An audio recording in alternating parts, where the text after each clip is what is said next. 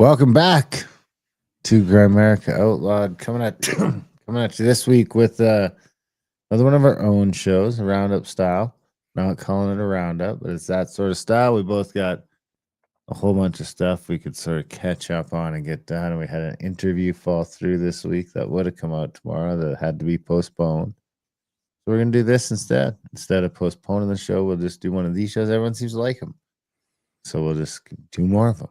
Give them what they like, I guess, right?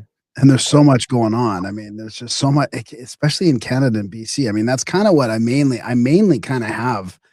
I'm going to save all the esoteric stuff for Monday because I have a bunch of this Substack that I subscribe to that I want to go over with a bunch of like ancient mystery type stuff. And then I have some other esoteric stuff that I'll save for Monday because this is mainly like censorship, the EU type stuff, Canada's corruption, Canada, some stuff that's happening in BC. So that's kind of my main stuff that I have for today. I don't have anything about Canada at this point. No Canada. Have you been seeing anything that's going on in BC lately at all? No, I pretty much just completely stopped following what's going on in greater Alberta. I watched that documentary. Oh yeah, no, I still killing. So I forced myself to just sit down and watch it. I'm like, I should just watch this whole thing just so I know what it's all about. Yeah.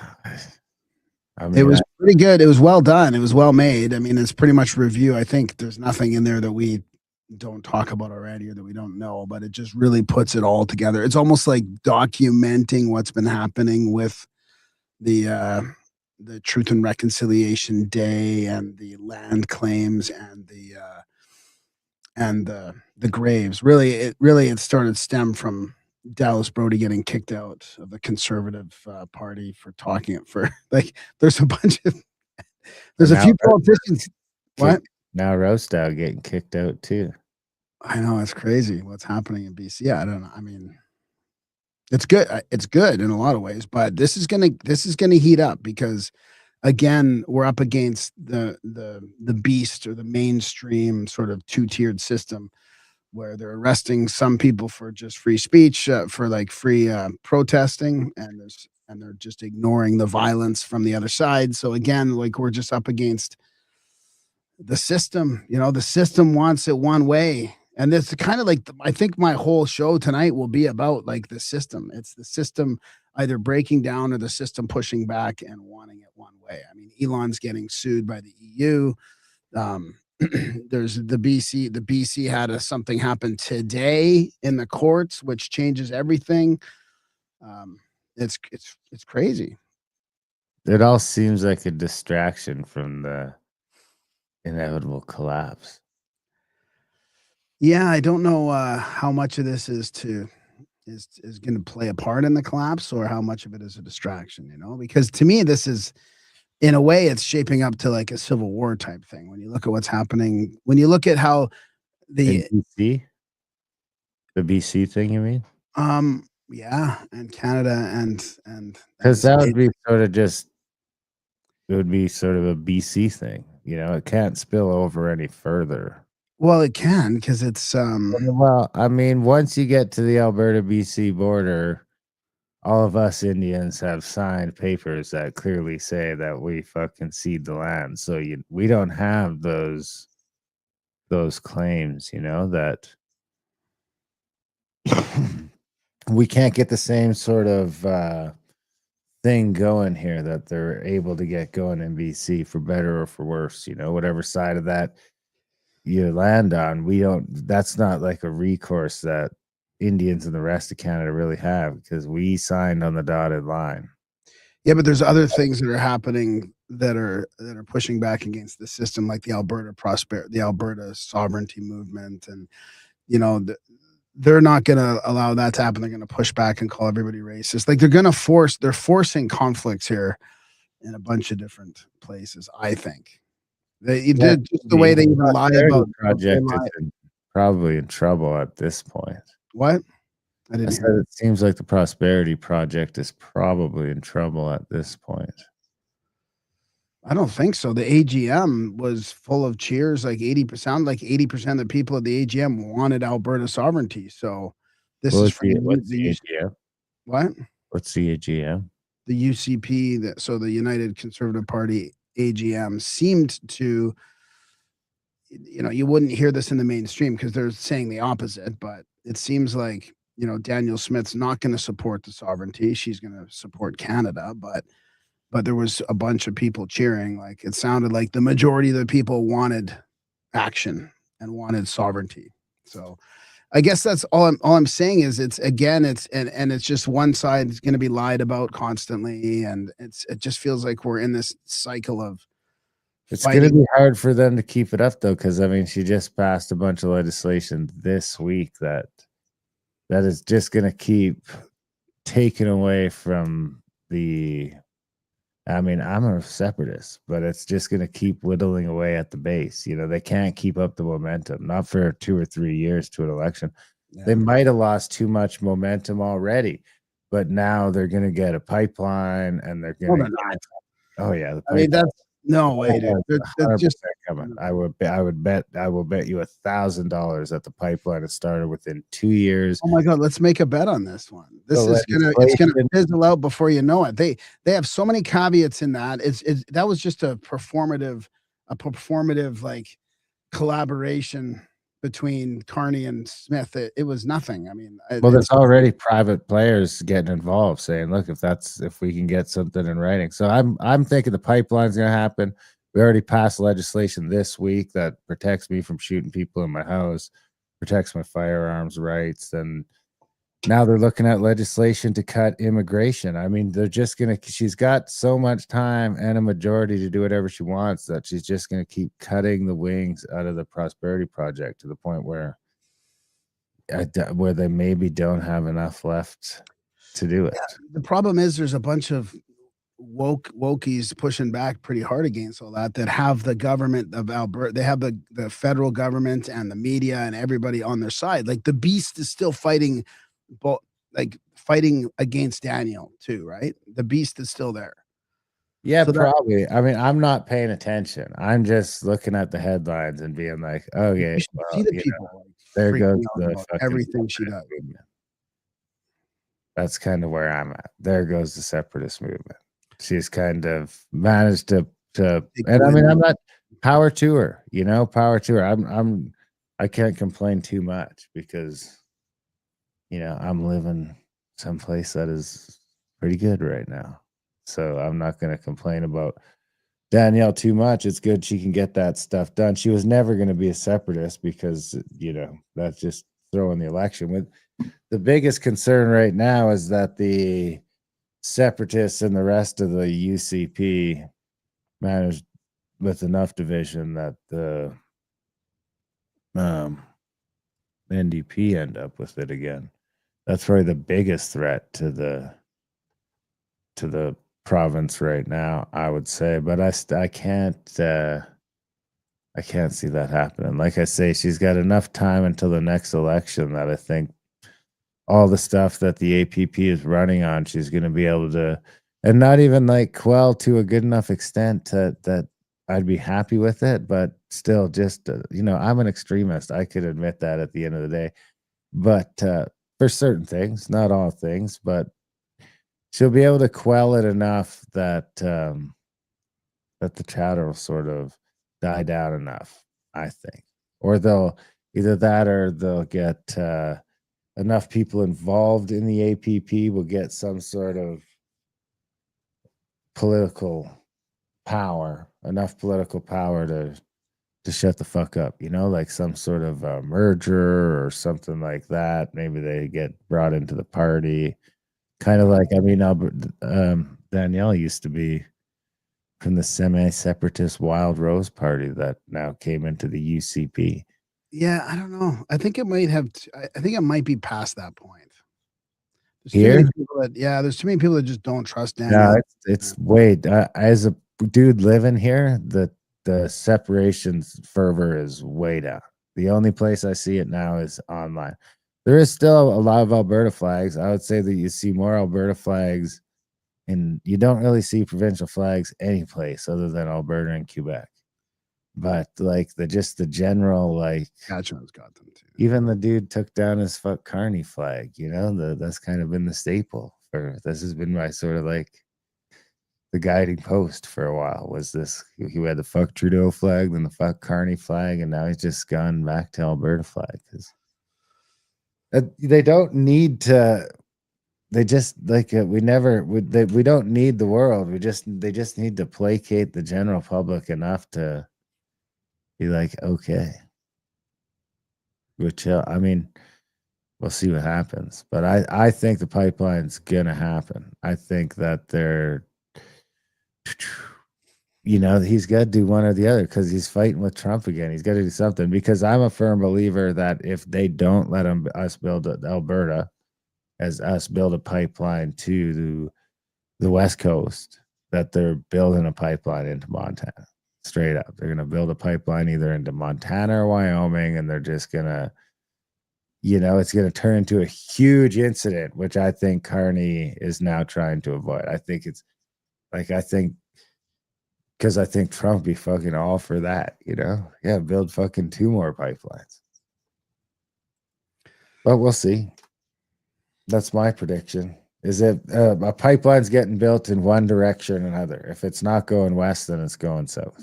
No, they're done with. And I can say that because this hunting season, the amount of new fucking pump jacks that are going in Alberta right now is fucking more than has been going on since I've moved here. It is fucking unbelievable.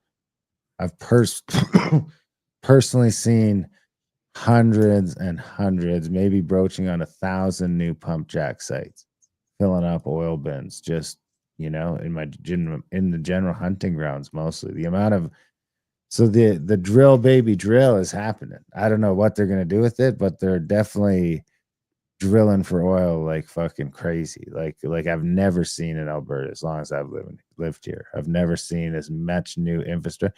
Now, that being said, I haven't spent as much time out and about as I do now with the hunting and all that stuff, mostly in the city for a lot of years. But since I started hunting, you kind of notice for a long time that there was the cap on emission and that we were following it. There was really just nothing happening where at least where I was going. There's probably still stuff happening up north, but where I was fucking stagnant down in southern Alberta, and I'm covering giant swath of southern Alberta. Well, what's the pump jack site for people that don't know? What are you talking about? 6 of those pump jacks that I think 1 pumps up oil and 6 pump down air, so you can start getting oil out of the ground.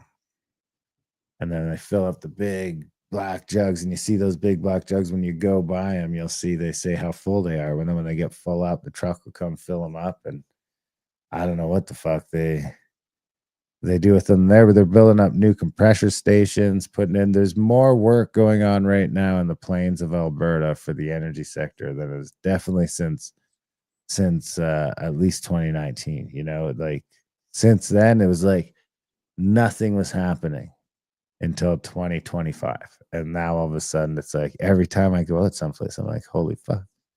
They put up, and again, the pump jacks aren't bad because they go in and the animals are used to them, and within a few years, they'll start just going right back. They'll be right next to the fucking things. The windmills, they never come back. They never seem to come back. But they're putting in pump jacks like crazy right now. Like it's unbelievable how much oil field activity is going on in southern Alberta.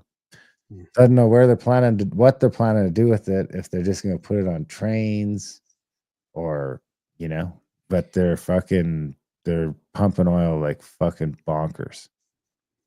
Did you hear about the Algoma layoffs? Nah, no, but I mean, they were kind of inevitable. I mean, I'm just sort of ignoring it not ignoring it, but I'm not paying attention because it's sort of like the slow play out of the inevitability that was going to happen to the auto sector and the steel sector and those sectors that we were saying on the A-list, and I made predictions on the A-list that, I think a lot of the tariffs will eventually peel back, but the auto stuff and the stuff that the USA can readily produce on their own is is going away. And I mean, dude, I'm starting to look at it as like a two-part fucking maneuver because you can do this. You can take those sectors back to the USA. So now you start building. I mean, you literally just got to put that stuff on trucks and move it another 100 miles back southwest, and you're back in Detroit, and you're back in Michigan from London, Ontario, and the places these stuff's getting built right now. And then you bring it back down to the States, and then they're already talking about how they don't want to bring in any brown immigrants anymore. I mean, they're not saying brown immigrants, but they're talking about like no more immigrants from third world countries and this and that. So while they destroy, put a bunch of Canadian tradesmen out of work, and then introduce this new program for Canadian tradesmen to become American citizens. I mean, it's like fucking clockwork. And that's another prediction that I would like to say that I made like fucking 6 months ago, that Trump was going to start just offering general fucking blue collar Canadian citizenship to come down. And now we're there. So, I mean, it really does start to remind me of the fucking the Republic of Texas situation.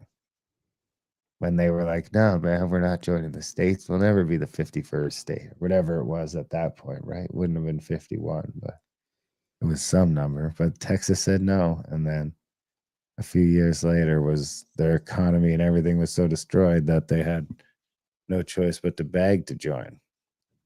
It's starting to look literally like we could be begging to join in a few years. You know, it's probably like one by one. A few of us won't. A few of us are probably begging already. I mean, I would not be surprised. Did you send me that? What the fuck? Why do I need passcode? Passcode for X? Come on. Oh, to get into your messages? Yeah. Oh, yeah, it's so retarded. Fuck, I don't even know what that's gonna be. You don't know your passcode? No, I feel like I picked the right one. That was because you sent me something on. I'm just gonna pull it up here from Clyde. Do something because he's moving to the States, and he was like, "New EB2 NIW visa will be available for Canadian trades workers to move to the USA." So you're like, called it workers, welders, iron workers, heavy equipment operators, electricians, and HVAC, concrete workers, supervisors and project managers, contractors, and business owners. Permanent U.S. green card, work anywhere in the U.S., eligible for U.S. citizen after 5 years. Basic requirements: you qualify if you have either a degree plus 5 years experience or 10 years plus years of trade experience with certifications, high income or leadership role. Interesting, eh? I mean, yeah, you might be right. But I mean, I don't know how we're going to go through. We're going to go through a lot of pain and suffering before we get there, because there's a lot of denial and there's a lot of fucking hate. Like the hate to the we're already there. Like we're way past. Really already there. I picked up a bunch of meat today just because it was like I want to just add to my venison and duck, and I just wanted to go get a meat package from the Hutterites. You know, just have some beef in the freezer, and then more so pork to make my sausages and all that with, and then a bunch of chicken. So we don't have to run out and get it. We're exhibiting their TDS, were they? No, it's just it's fucking crazy how expensive it is. Oh yeah. Like a pack of chicken thighs that used to be like $8 is now like 25. It's past double. A 2-pack of steaks is $78. Yeah. It's unbelievable. It's fucking bonkers. Yeah. And they're all blaming Trump still. I mean, this is the crazy thing, right? Inflation was through the roof before Trump. But here, let's just, I want to talk about this here. This is from John Lee Pettimore. Well, once they stop blaming Trump, then they're going to burn this fucking place down. So I guess it'll just be like Trump or something else until like, maybe it's best. Maybe it's better that they're blaming Trump. Okay, maybe I got to look at it that way, because we don't want a revolution. I mean, we really. I mean, I'm sure that Alberta is one of the provinces that I would expect is like suckholing for statehood. If it's like, hey man, if these guys keep fucking with us, can we? Yeah. Because as their lone country, we're kind of fucked too. You know, just as fucked. Then we're just like shooting oil up into the air. It was a couple of good videos about this Algoma Steel, because it sounds like the Algoma, they're quite what would I say, woke, or they're participating in this whole net zero bullshit thing, I think, with their main website and all. But this is what he says, that this part isn't getting talked about a lot, really. But let's talk about Algoma Steel's 1,000 person layoff. The Sault Ste. Marie mill is undergoing a multi-year transition from traditional blast furnace and coke making operations to an electric arc furnace. Some layoffs were anticipated as part of the shift, with blast furnace and coke operations scheduled to shut down as the EAF comes online.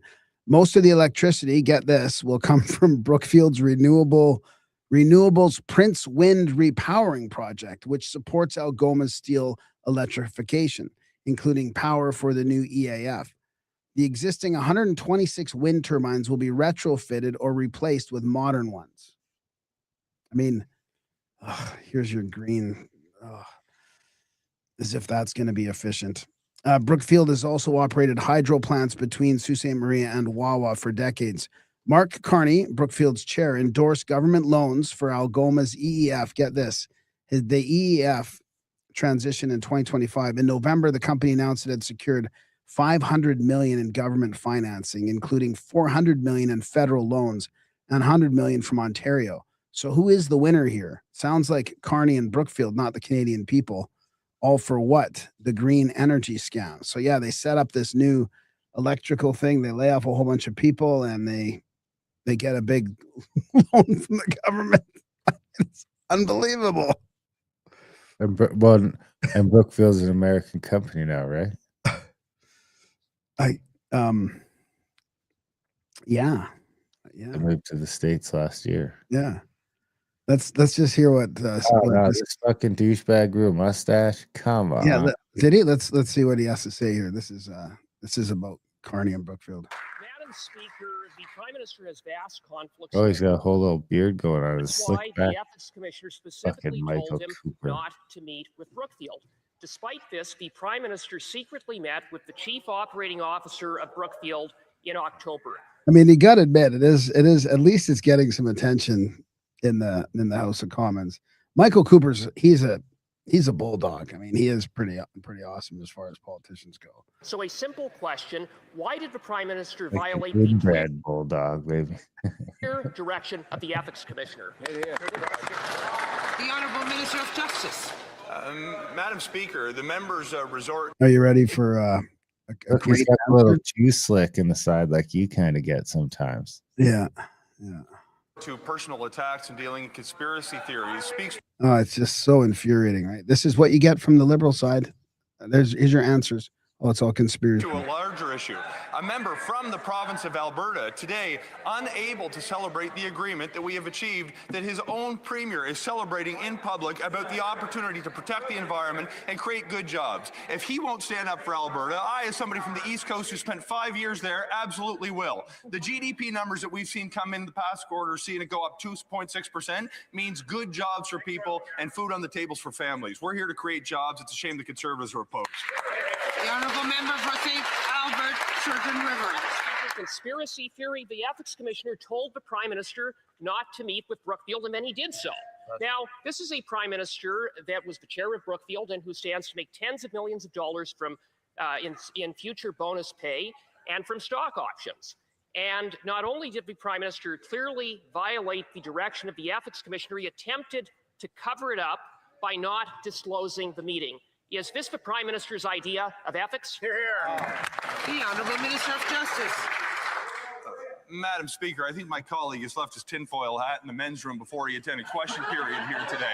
He's here talking about things that do not matter to the people at home as much as things like doctors, jobs, lower taxes. Frankly, Madam Speaker, it is a shame that members of this House of Commons are simply not focused on the priorities of Canadians. The GDP has increased 2.6% in the past quarter. The last jobs report showed 67,000 new jobs. Every month since the Prime Minister has held that office, wages have increased faster than inflation. Madam Speaker, we're going to stand up to build an economy that can stand on its own 2 feet, advance major projects, create jobs for people at home. I wish they'd support it. No. I think he goes on to excoriate him further about how that does affect. Isn't the bottom falling out of the housing market right now? That'll get the old people's attention. Yeah, it might. It might. That might be the one thing that Wait, shifts what? enough boomers over. What do you mean all my fucking retirement plans are fucking anyway? Well, do you want to do Paradise City? What? I don't think it's Canada, unless you want to keep doing Canada stuff. Well, I should probably do mine in the first half at least. So, yeah, you can. Why don't we do Paradise City and then we'll switch back over to Canada. Well, we might as well finish the Canada first. Canada first. Give I it a- wish we were Canada first. It's too late. That's too late for Canada to be first. Well, you It know ain't. what I wanted to. I was. You know what I've been thinking about because I see people in the House of Commons getting. Do you remember this list you made me here? This Oh, boy. 100. Oh, I thought it was 137 pages. It's 173 pages. This is the Global Affairs Canada. Like, look at all some of this stuff, right? $30 million for addressing environmental degradation in Cox's Bazar district, the We should UNDP. publish that as a book. And I thought, you know what I thought? Yeah, we should. Oh my God, that's a great idea. We should. But just as a little, publish it as a PDF.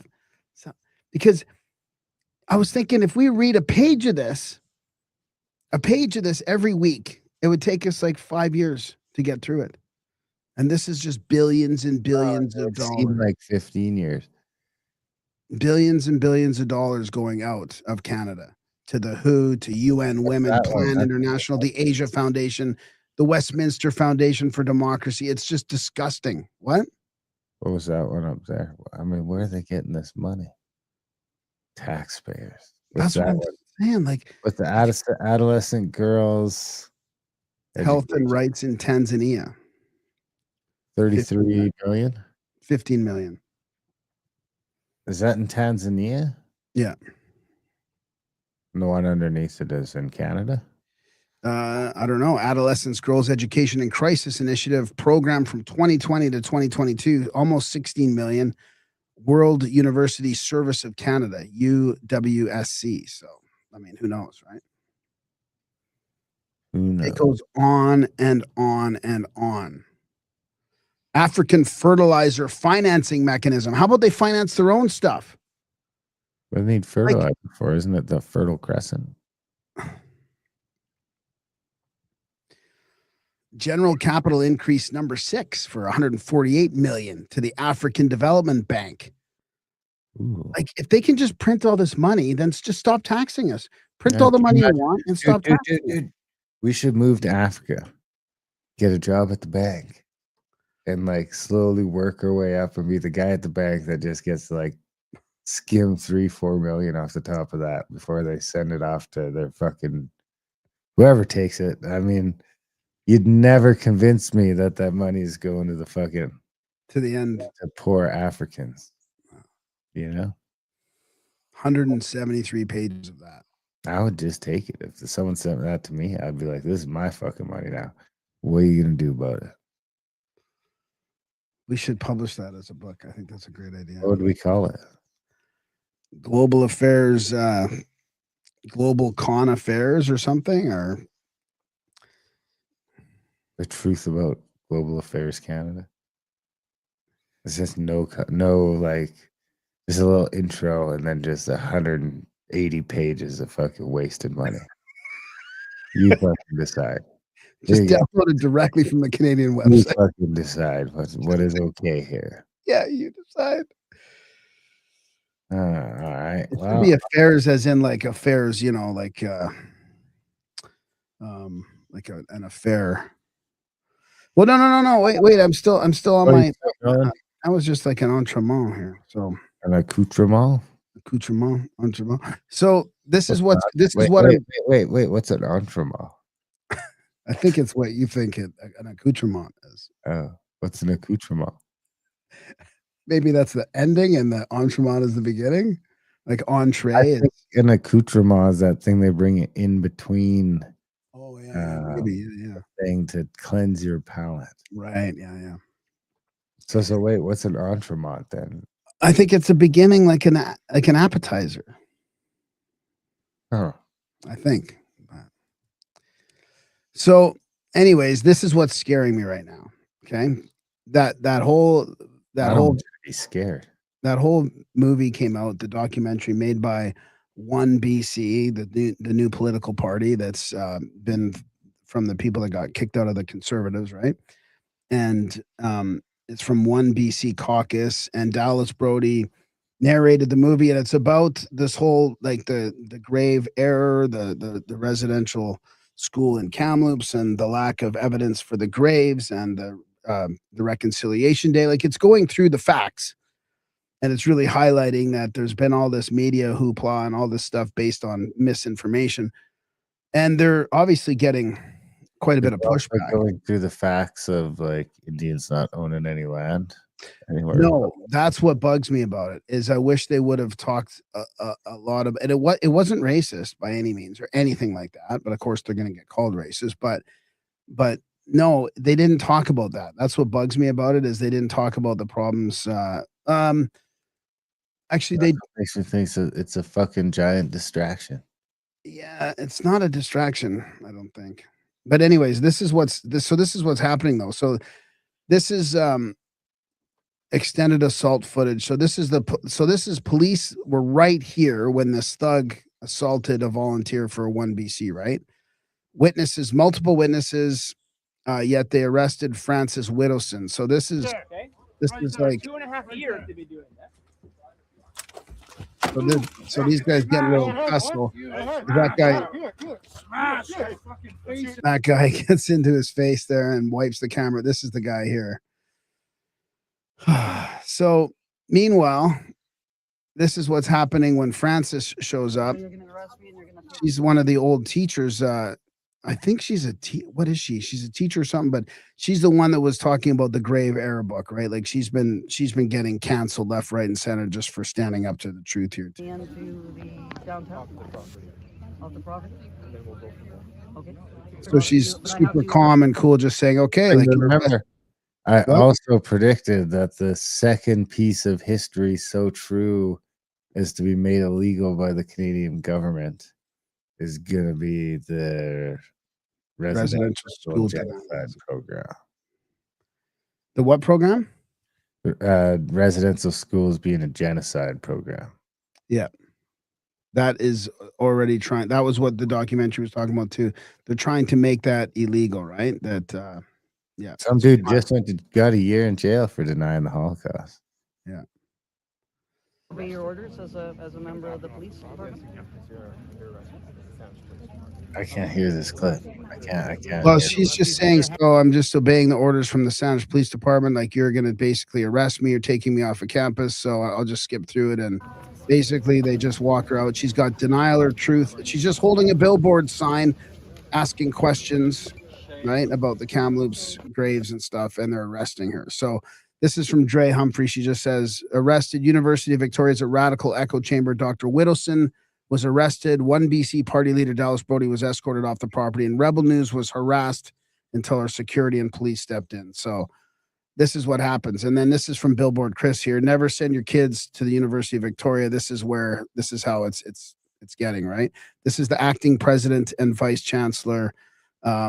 Just some highlighted here of some woke wordery, some wordsmithing, help to create the conditions in which academic freedom, civil and informed debate, and open inquiry can thrive. Commitment to truth, critical inquiry, and knowledge dissemination. This hurtful and divisive rhetoric should not be confused for academic inquiry and debate. So again, it's all these weasel words about being hurt, feelings hurt and stuff. They're talking about the recent events on the campus. We must support one another and affirm the inclusive, respectful culture that we can only build together. So this is what we're dealing with. So this is kind of what I mean by the beast and how we're fighting against this. And then here's this is the other side of it, where Carney's at this Indigenous chief. He's in this meeting. Have you seen this? I did see this. I didn't hear it, but I see it. He leaves early, and there's people. This pissed off chief is yelling at him because he leaves the AFN early. I believe this shows the importance to our prime minister. He still gets a gift bag. And Carney's taking a gift bag there or whatever, and people are yelling at him because he's leaving early. Chief Jacko.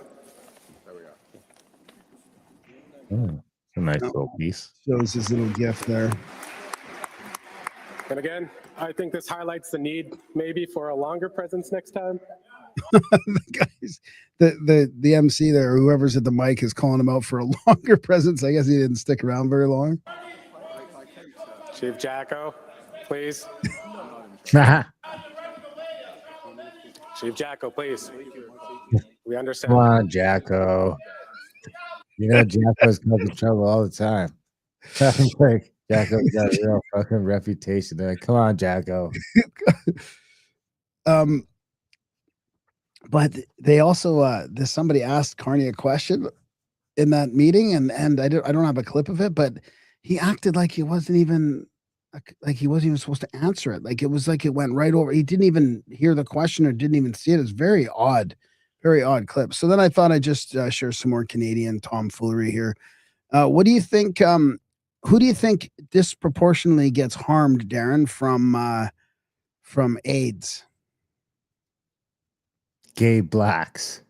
This World AIDS Day, rising rates of sexually transmitted and bloodborne infections and HIV and AIDS are not just a public health emergency, but also a reflection of the failures of our existing health and social supports to adequately reach out and meet the needs of those who have been disproportionately marginalized for reasons including systemic colonialism, racism, misogyny. Systemic. Wait, how do you get fucking? Are the colonists fucking you in the ass? Systemically getting butt fucked by the system. That's you got butt fucked by the system for so long. You got AIDS,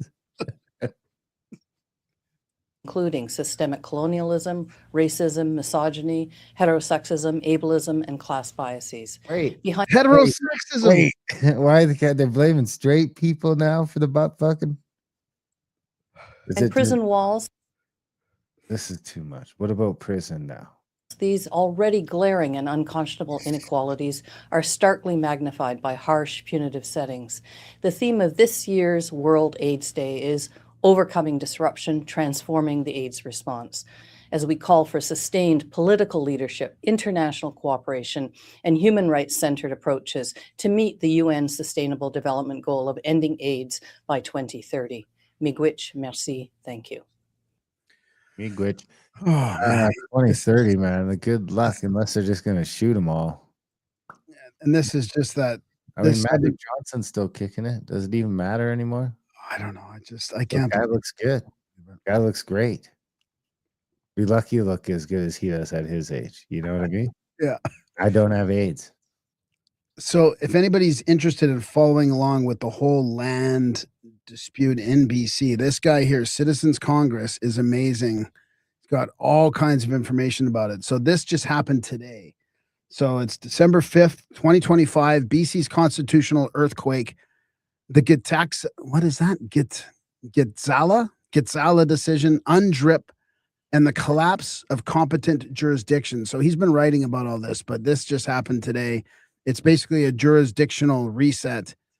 In a single moment, the court reframed every statute in BC, every regulatory regime, every administrative decision, and every governmental power through a new and legally binding interpretive lens. All BC law must conform to the minimum standards of UNDRIP. So Dallas Brody and the One BC were trying to put, and maybe that's why this is happening so fast, because they were trying to put a bill in place to get rid of Truth and Reconciliation Day, have a holiday for the Freedom Convoy, and get rid of UNDRIP, like basically make it illegal to follow UNDRIP, to go back to like the proper property rights. And the courts may adjudicate inconsistencies.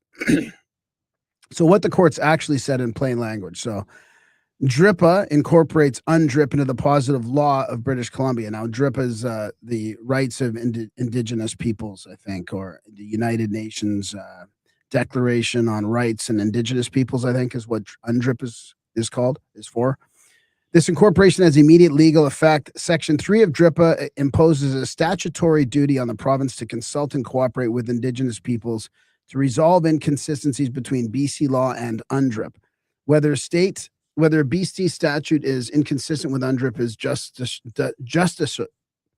justiciable, meaning courts can decide it, and the Mineral Tenor Act's free entry system is inconsistent with UNDRIP. So there's I wonder if it has it here, what UNDRIP is actually, it basically says you have the rights to your land, you have sovereignty, and you have access to all the resource wealth from it. Bunch of tax implications, stuff like that. Yeah.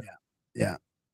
So for years, governments claimed UNDRIP was aspirational and non-binding. That argument is now dead. The court explicitly rejected the BC Supreme Court narrow view and held, properly interpreted, the Declaration Act incorporates UNDRIP into the positive law of British Columbia with immediate legal effect.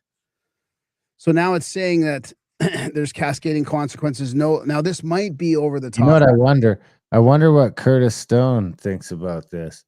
Because do you remember when we interviewed him? I think it was on our other podcast, and I challenged him a little bit on the BC land. Because my position was that's a fucking sketchy having your land where there's no treaties, and he thought it would add extra protection. I wonder if he still feels that way now. Yeah. No law in BC is stable anymore. Provincial jurisdiction is no longer exclusive. Municipalities are on even shakier ground. Crown land management, the backbone of BC's resource economy, is now subject to continuous judicial review. That's why this is one of the many reasons why I don't think that pipeline will ever happen to the West Coast. Well, here's why I think it will. Because now they just got to find a couple Indians along the way to fucking agree with them or get through that.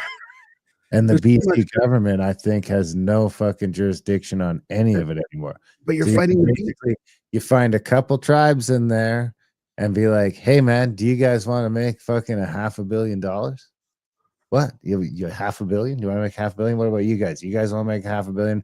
What about your buddy's sister on the coast? Does she want to make $500 million for the tribe? And then now the BC government has got no fucking grounds to stand on.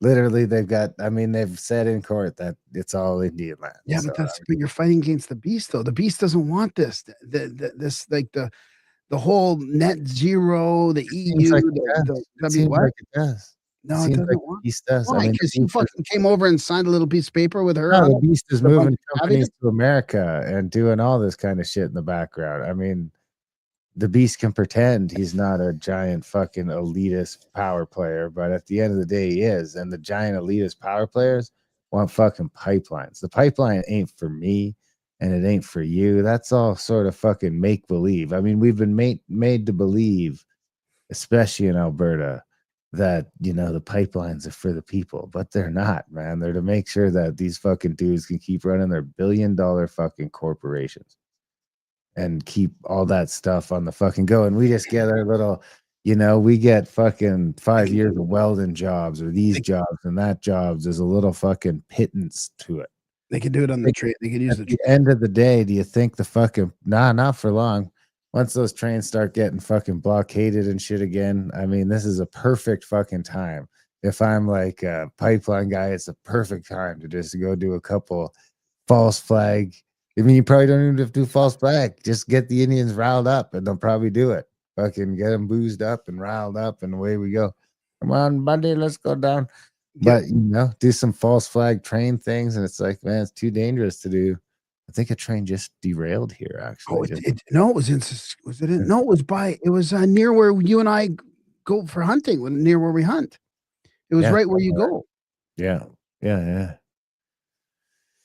So the pipeline, I don't, because I think that, I mean, in a lot of ways we've been psyoped to believe that the pipeline is for us, but it is for your economy. I mean, it really is. It helps our economy, but I mean, it's not like we're ever going to get the Qatar treatment or the fucking, you know, where it's like, we don't have to pay taxes anymore, or, you know, you get a check from the government. That's never going to fucking happen. We'll just happen to get a little bit of geographical, some pat on the back. Well, they just, you know, take all that oil and get it to Asia. It seems like, I guess that's like the big thing is like, is the oil going to go to Asia or to the US? But I maintain that they're drilling more oil to prepare for it to go someplace. And it should go back east. I mean, that crazy part is I just saw a graph where Quebec and Eastern Canada, not Ontario, is like 60% or 70% of their oil comes from abroad. So, that's where it should be going. It should go down south to get refined and then to the east, which some of it does. Ontario gets most of its oil from the Refined west. here. What? Should just get refined here. I Well, mean, it I should. think Yeah, yeah. But Ontario is refining it. I think Ontario's just getting crude. The pipeline just has to go into the States first. right. Well, I mean, it should all be done up here, but that's just never going to happen. I mean, that takes how much time to fucking make new refineries and stuff. I mean, just getting any kind of major infrastructure building going here is impossible. And then now you got 650 fucking Indian tribes to deal with along the way too. They can't even rebuild Jasper yet. They can't even rebuild a town. You want them to build like massive infrastructure. Like Doesn't even look like they're rebuilding it. It looks like they're just shipping the fucking houses in. Just a bunch of pre-manufactured crap. I wonder who's making those. Probably fucking Brookfield. I mean, they're just selling the place off before it's out the fucking window. Should I go now? Yeah, let's do Paradise City. Paradise City. Come on down to Paradise City. Grass is green and the girls are pretty. I don't know if the girls are pretty. What is Because- this? Arizona just approved the largest new town in U.S. history, and nobody even knows about it. It's called Belmont, 24,000 acres of empty desert just west of Phoenix. And they're planning to build a city of over 300,000 people, all from scratch. Let me put that in perspective for you. 300,000 people, that's bigger than Cincinnati, Pittsburgh, bigger than Orlando, the top 70 U.S. city being built in the middle of nowhere. Bill I Gates love bought it. land in 2017 for over $80 million. Everyone thought he was crazy, but now it could be worth billions. The plan is truly insane. 80,000 homes, 3,800 acres of commercial and retail space, 470 acres of schools, and a high-speed data network integrated throughout the city. It's supposed to be a smart city with cutting-edge technology built through everything. Construction is already starting, and the first homes could actually be ready by 2028. By 2040, this could be one of the biggest cities in Arizona. But here's the problem that everyone's asking. Where is the water coming from? We're in the middle of a Colorado River crisis, and Arizona just approved a city the size of Pittsburgh. The developers say they have water rights, they say it's sustainable, and critics say it's insanity. Either way, it's happening now. In 20 years, your kids might be moving to Belmont like it's been there forever. Would you want to live in a brand new city built from scratch? Let me know what you think below. I love it, to be honest. I think it's great that, because I was thinking we have all this land in Canada. Somebody sent a meme, like a pic of Canada, and like all this is uninhabited, and everybody's like, "Oh, You it's caught good." whose land it was, though, right? What? You caught whose land it was, right? No, I didn't. Bill Gates. Is it Bill Gates? Bought it for 80 million, and he's making a smart city in the desert. Good for him. I hope he just leaves enough of a yard for everybody. I think that's what I was getting at, is why can't they build these big communities out in the wilderness, or like not just expand up in all these cities, like give some people some land, sell some people some real land, get a yard, get a house. Well, speaking of housing rights, But it would be fun to build a city from scratch. Would design it all properly, and no, they'll fuck it up. Actually, What do that you they might not, because I gotta say, one of the beauties about Calgary being such a young city is it's really easy to get around. yeah, the problem is it's all these strip malls and shit. Like I want like an old fashioned downtown Main Street type thing where you go shopping and everything's there. You walk around. You're not like driving into all these malls and. Are you just carrying your stuff around in the winter? It's cold out. Well, You need a parking lot. yeah, in the back. Parking lot's in the back. You can go into any store you want. Move to Europe, commie. That's what I say to you. To get that neighborhood feeling. So this is about in Britain, where homeowners are receiving compulsory purchase orders so their homes can be redistributed to migrants.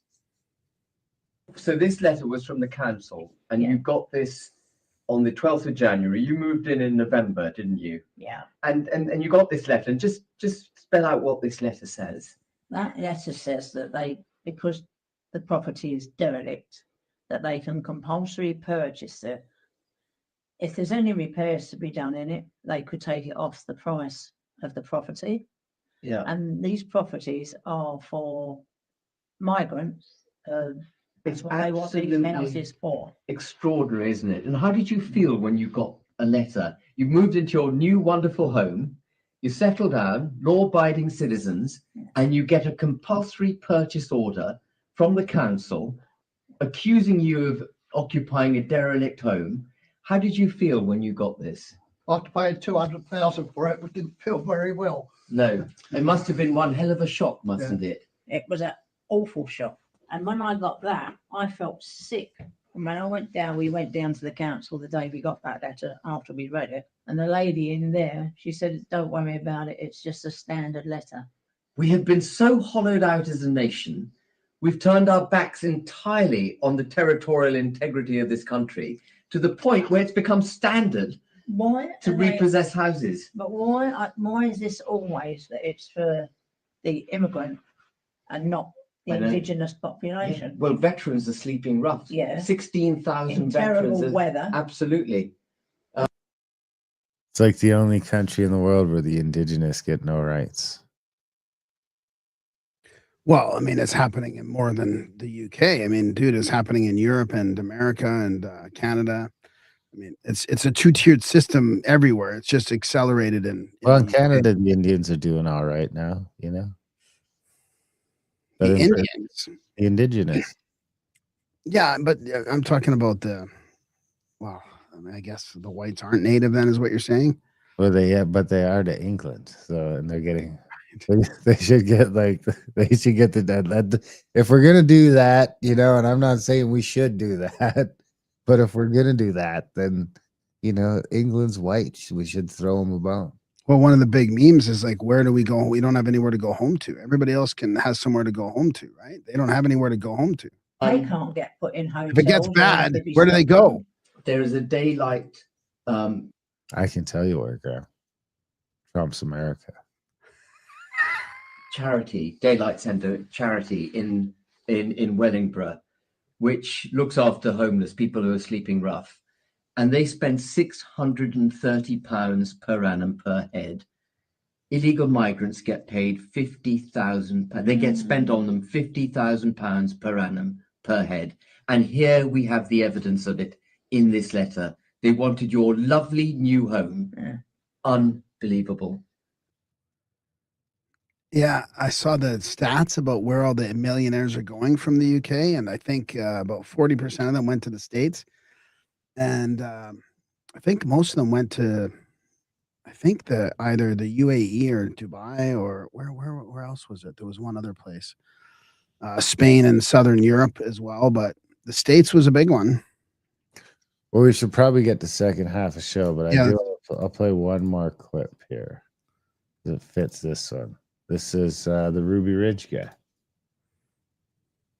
When you have a government that enforces non-law passed by your Congress, you're run by a king, and it usually ends up very tyrannical. This lady here was my wife for almost 20 years. The best mother I knew, the best wife I knew. When they shot my wife through the head, Elizabeth was right here. When I picked her up from underneath my wife's body, she had jawbone, glass from the window pane, and blood all over. I thought she was wounded or dying too. My son Sam, this picture, he was 11 years old. He died 3 years later. U.S. Marshal shot his dog, a yellow Labrador, when the dog was running home. They autopsied the dog. His story was the dog was attacking him. Well, apparently in North Idaho, yellow Labradors, they attacked running backwards because he was shot right up the rear end to come out his spine here and went through his right ear. Sam said, you shot Stryker, you SOB. I'll give you the exact words. Well, I'm going to abbreviate it. And he fired 2 rounds in this undercover camouflage U.S. Marshal's direction that he just saw shoot his dog, and he turned to run for home. Another Marshal who's from Boston, Mass, not too far from here, he shot this little fella in the right arm, about blew his arm off the elbow. But Kevin heard it when they hit Sam in the back. It was like, he said, it sounded like when somebody punched you in the back real hard, takes the wind out of you. Well, later on, it had blown his heart right out. When I picked him up off the ground dead, chunks of meat was falling out of his mouth. His little eyeballs was halfway open and rolled back. And the whites, you don't forget that stuff.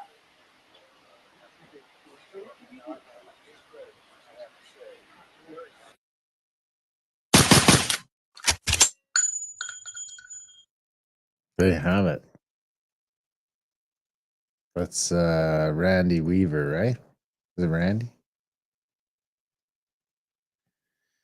Anyway, yeah, the Ruby Ridge. Ruby Ridge. That's a tough one. That's what the government will do to you. That'll happen to you if you build your tower too tall. That's why I won't build it too tall. You get Waycode. Anyway, we hope you guys enjoyed the free portion of the show. If you want to get jiggy with it and get those extensions, the second half, go to grimericaoutlaw.ca. Sign up today. And it'd be pretty cool. We'd be happy. You'd be happy. Everyone would be happy. And we'd be able to keep doing the show because we'd be able to, keep making a living at it. Anyway, I will shut this thing down, the streams down. If you want to start clearing up. I mean, I have so many stuff I didn't get to. 1, 2, 3, 4, 5, 6, 7, 8, 9, 10, 11, 12 tabs I didn't get to save for Monday. So plenty of stuff for that. All right, let's go to Europe. Let's go to Europe. Europe. It sounds like you want to live in Europe with little closed-in streets where you just walk. No, man. I just think it's a neighborhood feel, man. When I lived in Vancouver, it was a neighborhood feel. Now in these new neighborhoods, they just don't have them. They have these like lots. Yeah, if your neighborhood is in fucking South Asia, that's what fucking Vancouver seems like. Oh, maybe East Asia. I don't know which Asia. No, they have like walkable. I guess it's nice to live in a walkable area. That's all. A 15-minute city. It's nice to live in a 15-minute city. Yeah, if it's not made for a 15-minute city, if it's just made for because it's a beautiful thing to You just have. let it organically live. You know,